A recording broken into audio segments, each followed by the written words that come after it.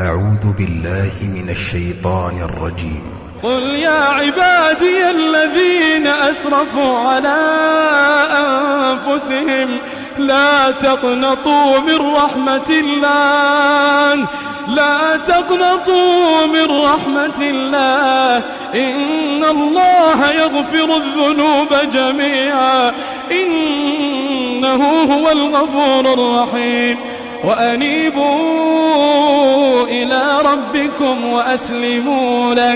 وأسلموا له من قبل أن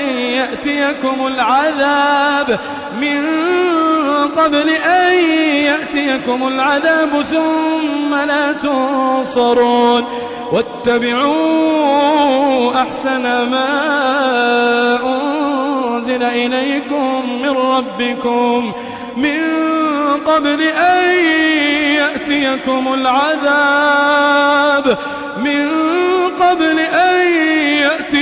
العذاب بغتة وأنتم لا تشعرون. أن تقول نفس يا حسرة على ما فرطت في جنب الله. أن تقول نفس يا حسرة على ما فرطت في جنب الله وإن كنت لمن الساخرين. أو تقول لو أن الله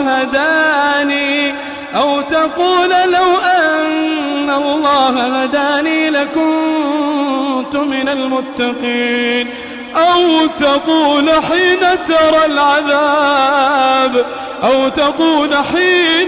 العذاب لو أن لي كرة فأكون من المحسنين. بلى قد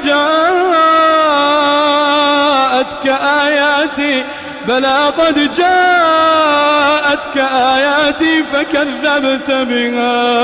فكذبت بها واستكبرت وكنت من الكافرين. ويوم القيامة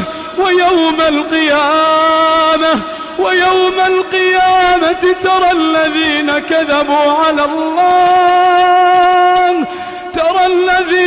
كذبوا على الله وجوههم مسودة أليس في جهنم مثوى للمتكبرين.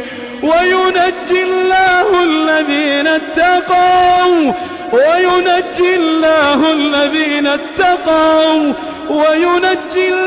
الذين اتقوا بمفازتهم لا يمسهم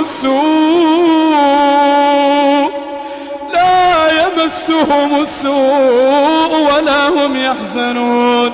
الله خالق كل شيء وهو على كل شيء وكيل.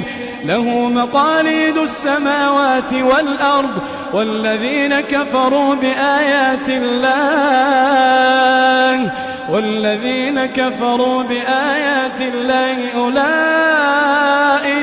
أولئك هم الخاسرون. قل أفغير الله تأمروني أعبد أيها الجاهلون. قدمت لكم هذه التلاوة من موقع tvquran.com.